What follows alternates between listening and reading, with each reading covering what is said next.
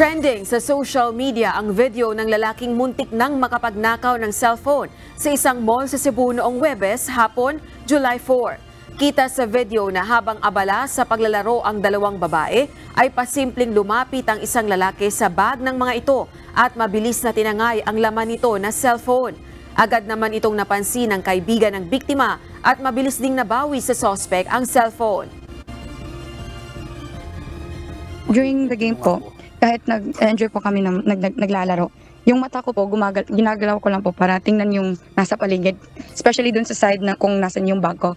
Tapos yung magnanakaw, nung dumaan siya, nilingon ko siya, tapos na-stuck siya dun sa kung nasan yung bag namin. Tapos sa angle ko po, makikita po na kinuha niya dun yung phone ni Angeline po. Kaya sinunod ko siya, binawi yung phone.